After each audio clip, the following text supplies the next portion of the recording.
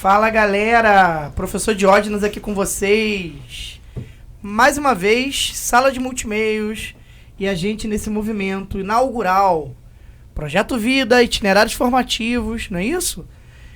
Projetos que pertencem ao pré-universitário nesse ano de 2022 com a galera do primeiro ano.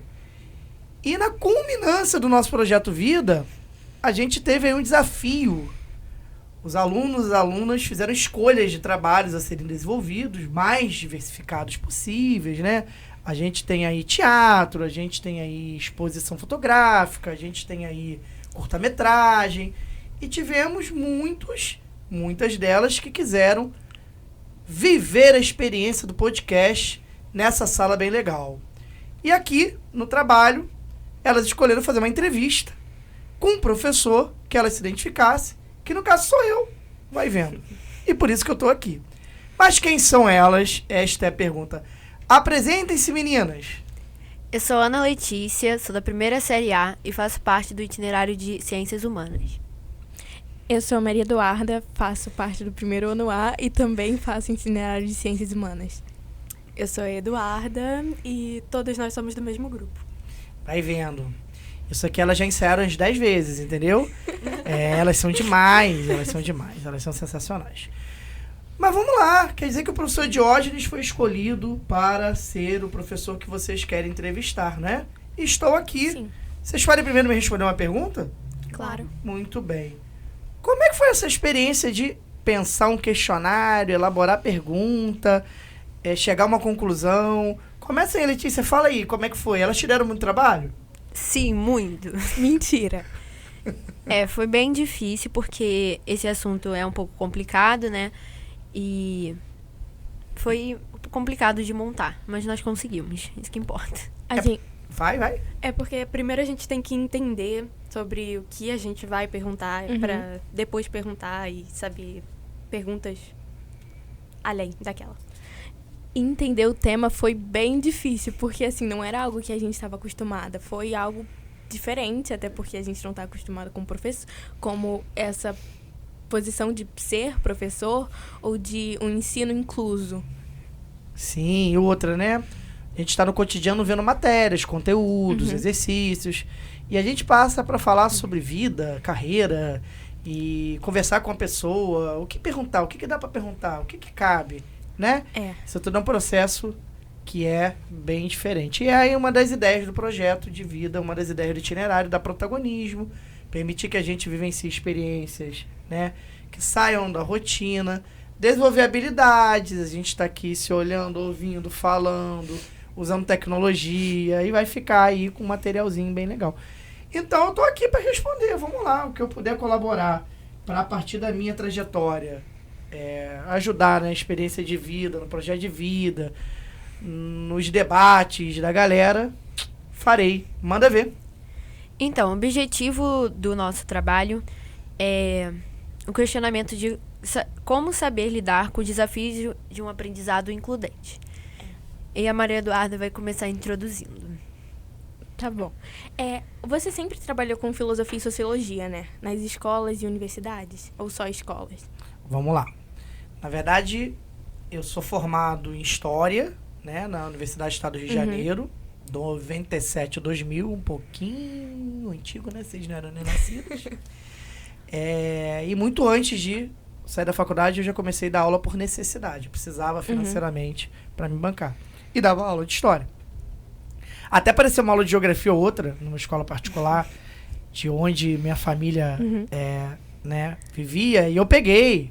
Não recomendo fazer isso, porque na verdade eu não tinha condição e base para isso.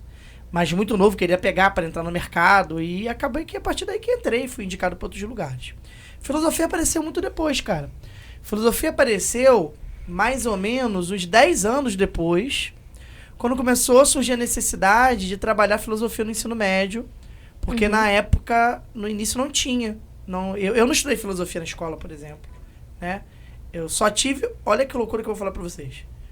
Meu primeiro contato de disciplina, conhecimento, de saber, livro de filosofia, foi na faculdade, só na faculdade. E em termos de matéria de escola, foi quando eu aceitei pegar E aí depois que eu fui estudar, correr atrás, fazer uma pós e me preparar. E juntando todos esses anos que você deu aula, mesmo que seja de história ou sociologia e filosofia, há quanto tempo você vem dando aula? Eu entro na faculdade em 97, 98 eu já começo a dar aula. Pré-vestibular comunitário, em São Gonçalo e Alcântara. Foi uma experiência maravilhosa, porque a gente trabalhava com uma galera com uma demanda assim, social enorme. Era muito legal perceber que você fazia diferença pro sonho deles.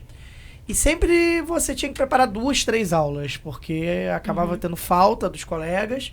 E aí você entrava, eu ia lá, ficava o sábado inteiro, que eu queria, usava livro para entrar na sala, porque eu não lembrava de cabeça nem tudo que você dá na sala de aula aprende na faculdade. Muita coisa na faculdade você aprende a debater, teorias, né, pesquisas, mas não os conteúdos que vai para a sala. Então eu não sabia muita coisa. Aí eu tinha que ler ali na hora, montar um papelzinho, levar o livro. E aí de tanto dar aula, isso foi ficando, né? E aí 98 para cá, trajetória, a gente conta aí 2008, 2018, 24 anos, indo para 25 anos de sala de aula. Caramba, é muito tempo. E você já lidou com personalidades diferentes em sala de aula? Todos os anos da minha vida, todas as turmas. Mas assim, isso te influenciou ou te prejudicou no modo que você deu sua aula? Essa pergunta é muito boa. É uma pergunta muito difícil. Na verdade, a gente precisa aprender, quando começa a trabalhar com magistério, que todo mundo é único. Mas as aulas não são montadas, via de regra, dessa maneira. Você tem um sistema coletivo, né? Você tem um sistema de ensino, aí tem um livro, e aí tem um programa para dar. E aí você dá aquele programa e tantas aulas. Isso, na verdade, é fruto de uma sociedade padronizada, né? Que você dá um programa padronizado para um vestibular padronizado. Sim. E por que isso é problemático? Porque cada um tem um ritmo, cada um tem uma velocidade, cada uma tem uma característica, cada um tem uma maneira de aprendizado. A gente sabe hoje isso pelos estudos, até da neurociência. Tem gente que aprende melhor lendo, tem gente melhor vendo, né? Outro sonoro, outro a partir de explicar para a pessoa, para uma outra pessoa que acabou de aprender. E a maior parte das aulas, pelo menos na minha primeira trajetória, eram muito tradicionais. Você chega lá com um conteúdo, começa a falar, o aluno anotar ou não, e acabou a aula. Ultimamente, né, o ensino brasileiro, eu diria para você que está engatinhando, mas tem entendido que isso tem que mudar um pouco. Você tem que fazer metodologias ativas, tem que botar os alunos para serem protagonistas, pesquisarem, entender que cada um vai produzindo um nível diferente. Hoje tem essa coisa da inclusão, muito valorizada. Sim. A gente entender que trabalhar com pessoas do espectro autista são normais. É necessário, muito bom pra gente aprender.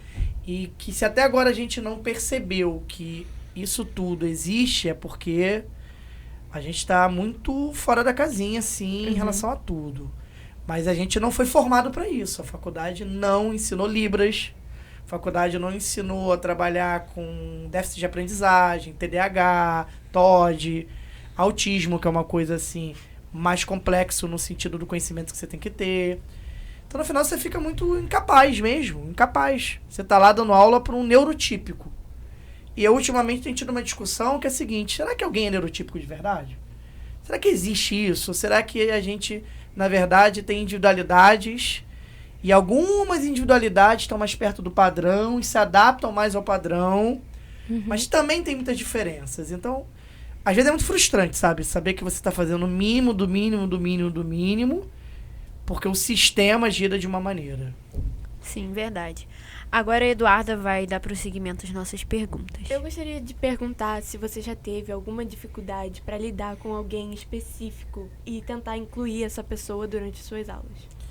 Do ponto de vista disciplinar, é uma dificuldade constante, porque... Vamos pensar. A sala de aula, ela tem muitas faixas etárias, né? Então, se você começa dando aula para garotadinha mais novinha, 6º ano, 7º ano, que é o meu caso, muita energia, né? Então, numa aula muito tradicional, numa escola sem muito recurso, numa escola que peça pra gente só ir lá dar o conteúdo, se você não tiver ali o perfil de se comunicar mais brincando e tal, que não é uma obrigatoriedade para ser professor. Não tem que ser, né? Sim. Automaticamente, acessar eles é muito difícil. Então a tendência é você ficar muito tempo pedindo, vamos lá, galera, olha a zona, não sei o quê.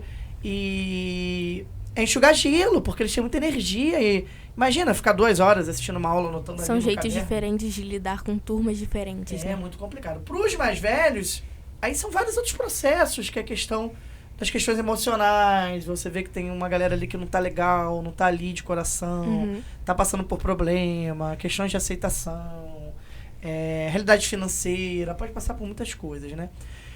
Uma grande dificuldade que eu fui aprendendo a lidar é como buscar estimular quem não vai bem com prova, sabe? Entregar uma prova com alguém tirando 4, 4,5, isso é uma coisa que eu não gosto e acontece. E eu não gosto de entregar, eu aprendi a desenvolver uma coisa que foi escrever na prova, né? Anotar os erros, isso faz a correção ser mais demorada, mas eu até, hoje é um toque, eu vou dizer assim. Eu dificilmente consigo não corrigir assim. E percebendo a necessidade desse aluno, dessa aluna, assim, chamar, articular, falar na sala. Me procura pra gente ver como é que eu posso te ajudar a estudar. Vamos estudar diferente. Eu já até comentei isso na sala. Sim, inclusive você fez isso hoje, quando entregou as provas. E isso responde a nossa próxima pergunta, né? Que seria se você já fez alguma mudança na sua didática. Muitas. Primeiro que eu comecei dando aula só de história, depois eu fui dar aula de filosofia, sociologia. Então isso já é um campo muito grande, né? As disciplinas já ajudam a ter metodologias diferentes. Segundo que são escolas diferentes. Tem escolas mais tradicionais, tem escolas que são mais inovadoras, tem escola pública, tem escola privada. O público muda também a maneira de lidar e as prioridades, né? A forma de se comunicar, as faixas etárias. Então eu diria para você que eu vou me adaptando muito, não só ao contexto e espaço que eu tô. Nos anos que eu trabalhei na Prefeitura Municipal de Cabo Frio, com turma de 6º ano, por exemplo, o EJA, Jovens Adultos, eu buscava muito mais que a aula desse para eles vontade de estudar. Então, o volume de conteúdo para mim não era o ponto. O ponto era dar alguma coisa que eles entendessem bem, de uma maneira que eles entendessem bem. E eu começava a tentar criatividade para eles escreverem melhor, interpretarem melhor, se entenderem em relação ao local que eles estão vivendo. E eu achava que isso era mais importante do que o Egito que eu estava dando lá, sei lá, ou Roma. Quando eu tô com um público que tem uma condição econômica privilegiada, a metodologia ela vai variar muito de turma também, né? A turma que gosta mais da matéria, acompanha mais e gosta de conversar mais e debater. Então, fazer aulas com mais debate, o espaço da sala. Às vezes você não tem um espaço que dá para fazer isso. Você já teve que falar sobre alguma matéria e debater isso com a turma e acabou tendo algum problema com o aluno? Sim. No sentido, não tanto eu com ele. Mas ele com o assunto? No sentido do assunto gerar dentro do espaço desconforto. Pais se incomodarem, porque aquilo... Por exemplo, uma certa atividade de filosofia em que eu queria trabalhar a questão da relação interpessoal, né, como dinâmica. O material tinha esses gatilhos. E eu pedi para eles escreverem um bilhete para uma pessoa muito significativa. E aí eu sabia que alguns não iam receber. É normal. Todo lugar que tem grupos, você não se identifica com todo mundo e pela sua personalidade mais quieta, às vezes, ou às vezes mais egocêntrica, pode ser que nem todo mundo se identifique com você. Aconteceu de 3 pessoas não receberem, né? E eu usei esse processo para me aproximar dessas pessoas e tentar conversar sobre relacionamento e tal. Foi muito legal. 2 delas passaram a se olhar com mais interesse de participar das coisas, mas uma sentiu muita atividade e os pais reclamaram bastante da atividade, que engatilhou uma exposição, que expôs. Então, sair da fronteira do tradicional e trabalhar situações desse porte são sempre muito arriscadas, porque a gente está trabalhando, convivendo com gente muito diferente emocionalmente, famílias muito diferentes, concepções muito diferentes. E temas em si, raramente, porque eu sempre deixo muito claro que eu vou trazer olhares científicos, visões de autores, que eu penso isso, mas que isso é uma visão muito pessoal e que não pode ser verdade. A gente vive uma era em que essa coisa, a profissão se posiciona, tem que ser neutro. Isso não existe em área nenhuma, não existe neutralidade em nenhuma ciência. O que existe é você ter bom senso, respeito, ética, saber seu limite. Você não está ali para militar para nada, você não está ali para fazer ninguém pensar como você.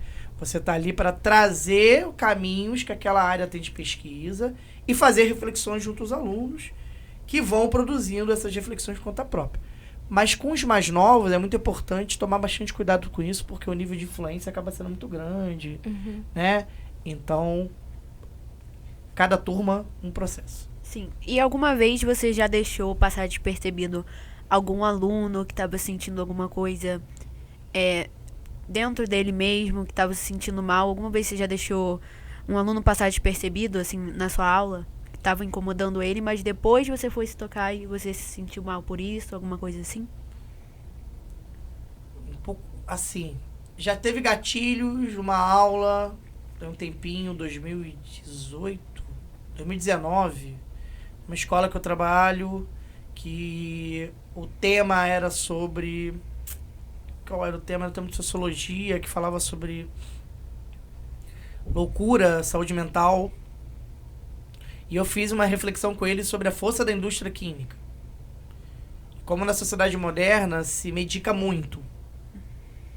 E que muitas vezes isso impede outras possibilidades de lidar com as questões. Citei a Anísio da Silveira, a importância dela na história, né, do tratamento à loucura, levava cães, quadros de arte lá nos anos 40, né?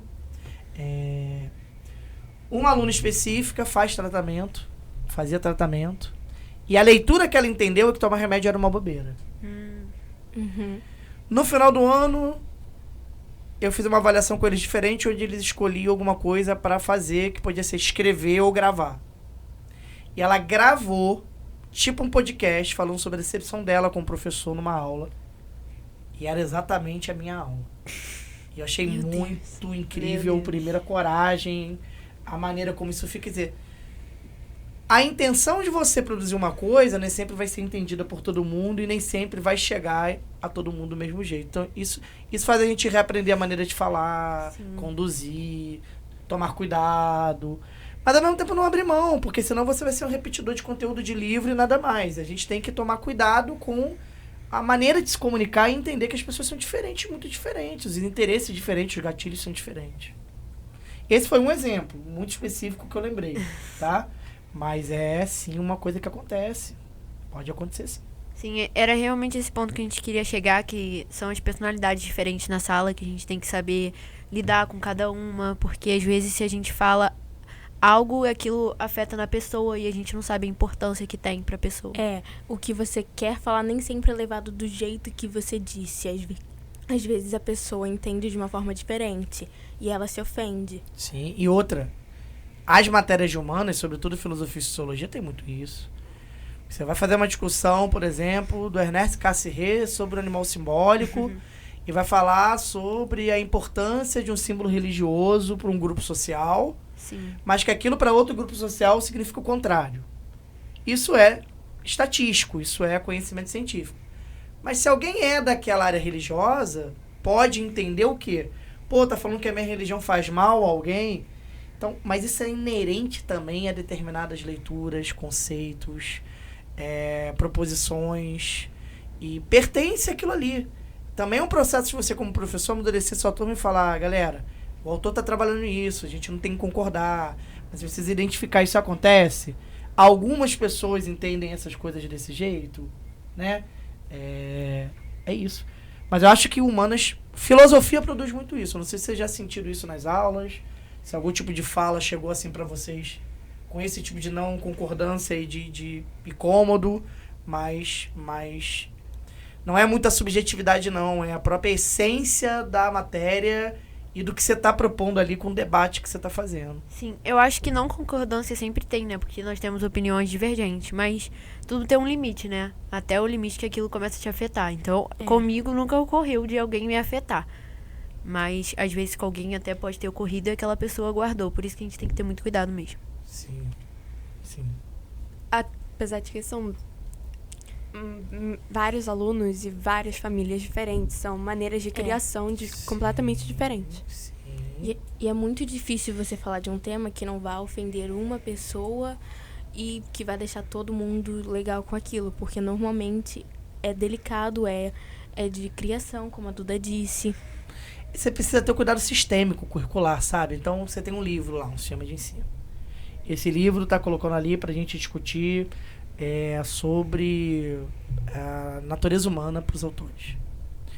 E aí a gente vai falar sobre Aristóteles e Platão e vai falar do mito da caverna. E é necessário fazer analogias para que aquela matéria saia do tradicional e vire um instrumento de senso crítico sobre a realidade que a gente vive. Então, quando você faz uma analogia dessa, fala assim, porque, de certa maneira, as redes sociais podem funcionar como meio de alienação, né? Determinados discursos que são colocados ali podem fazer a pessoa não ter crítica como um coach pode fazer. De repente, alguém é filho, filha de alguém que trabalha com isso daí e já ouve aquilo assim, tá falando que o trabalho do meu pai e da minha mãe é alienante? Então, as fronteiras, elas são infinitas. E é muito tênue, então você tem que estar o tempo inteiro trabalhando com isso, com cuidado, sem uma intensidade agressiva. Voltando, por exemplo, para falar, isso é um ponto de vista da analogia, mas o autor não falou isso, o autor trabalhou isso. Aqui sou eu que estou fazendo analogia, você pode fazer uma outra, que é o que a gente faz muito em prova, né? Propor que vocês façam analogias. Sim. E tal. É um desafio. Muita gente na área de humanas prefere ficar focado numa abordagem mais tradicional em relação ao que tem aqui. Tais autores, vamos falar só o que está aqui. O que tem aqui? Tal assunto, vamos falar só o que está aqui. Tá no livro? Estou protegido aqui no livro? Se der problema, tá aqui, é o sistema de ensino? É uma estratégia, é uma metodologia. Para não se comprometer, né? Para não ter problema. Sim. O problema é resultado da interpretação das pessoas, né? De como cada um vê as coisas, isso pode acontecer. Mas quando você tem um tempo, o trabalho é feito com seriedade, as pessoas entendem que é a seriedade, a avaliação, o objetivo, o vínculo, Sim. essas coisas vão se tornando mais tranquilas, bem mais tranquilas. Ok. E em relação a tudo que você falou, que tipos de mudanças e onde você teve que fazer para incluir mais gente no seu tipo de ensino? A maneira de corrigir questões, entender numa prova que as pessoas alcançam níveis diferentes de produção, que se para um vestibular isso não importa, isso aqui não é um vestibular, então a gente precisa olhar isso, não necessariamente para te dar meio ou de maneira não isonômica, mas no sentido de entender que aquele meio para você, ele já é muito, e se tem tanta gente tirando só aquilo, sua prova está desequilibrada, descalibrada. Você precisa remoldar isto aí, tá? Isso é um ponto. Segundo, nos espaços que valorizam isso, que tem isso como metodologia, trabalhar metodologia ativa, como a gente faz no itinerário toda hora, colocar os alunos como protagonistas, pesquisadores, fazendo atividades, porque isso faz eles se descobrirem, faz isso eles terem mais vontade de realizar as coisas, faz eles olharem para outras potências que a gente pode ter e que o dia a dia de uma sala, anotando as coisas, não vai dar. Então, sempre que o espaço permite e tem essa cultura, eu fomento isso, estudando muito. Nos últimos 5 anos eu estudei muito inclusão, li muito, procurei muito formação, para errar menos. Sim. Já tive um erro, por exemplo, de um aluno do espectro autista gostar muito de mim, gostar muito da aula, sempre veio falar comigo, e eu passei um trabalho da turma 6º ano do Fundamental, anos finais, fazer uma pesquisa e lá narrar o que aprendeu sobre mitologia. A galera foi indo, chegou a hora dele. E ele travou, ficou lá, Aí ele começou a trazer uma história do vizinho, do cachorro, falou, nada a ver com a matéria, a galera aplaudiu, a turma muito agregadora, Abraçou, né? Mas depois, conversando com a psicóloga, ela falou, a perspectiva da memorização via de regra, não é legal. Se você pedisse para ele trazer um desenho que representasse uma mitologia, ele provavelmente teria um hiperfoco para aquilo ali e poderia fazer bem. Então, aquele ditado que não é necessariamente verdade, de boa intenção o inferno tá cheio, e não basta ter boa intenção, você tem que ter conhecimento técnico, senão você vai fazer uma bobagem. Você está querendo incluir, só que você está inserindo sem incluir. Porque você não está trabalhando as ferramentas adequadas para a necessidade da pessoa. Então, esses erros me pegam muito, me incomodam muito. E aí eu estudo mais, leio mais e tento o tempo inteiro melhorar nisso daí. Mas a gente vai errar o tempo inteiro porque as necessidades são muito diferentes. Muito diferentes. Sim. Sim. Alguém tem mais alguma pergunta pra fazer? Não.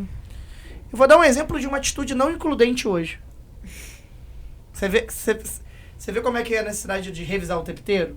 Sim. Sim. Quando eu for entregar a prova pra vocês, a galera que tirou 100, o que eu pedi? Que batesse palma. Vamos aplaudir. Legal, legal. Reconhecer o mérito, né? Sim, Uhum. Mas o que é isso? É só o reconhecimento de quem tirou a nota máxima? é verdade. É. Isso não é uma outra maneira mais light de entregar a prova por ordem de nota? Que é bem ruim, se você parar pra Sim. pensar às vezes. Uhum. Né? Então, assim, isso daí são pontos de vista, mas... no meio do processo, quando eu tava fazendo, eu parei pra pensar sobre aquilo, ali na hora. Falei, tá, agora que eu fiz, vou até o final por todos os 4 que fizeram. Mas altamente se reconhecer quem não conseguiu, quem não foi tão bem, chamar pra conversar, valorizar, Sim. porque senão você parece que quer dar aula pra quem tem facilidade Só e pra quem aquilo que é consegue, né? bom. E será que esse é o papel do professor? Dar aula pra quem é bom? O que é ser bom? Né? Será que esse é o caminho? A gente precisa tomar cuidado com isso. Mas a gente, às vezes, é levado pela tempestade a fazer isso. Uhum. Sim. Nosso papo foi muito esclarecedor, Muito bom. porque na maioria das vezes nós não vemos, né, o lado do professor, até porque a gente não tem esse contato direto com o professor para perguntar sobre essa experiência, sobre esses assuntos. Então foi muito esclarecedor. Obrigada, Jorge, pela sua Obrigada. participação. Maria Eduarda e Eduardo também. E é isso, a gente encerra por aqui. Muito obrigada. Tchau, tchau. Tchau. Tchau, gente. Tchau.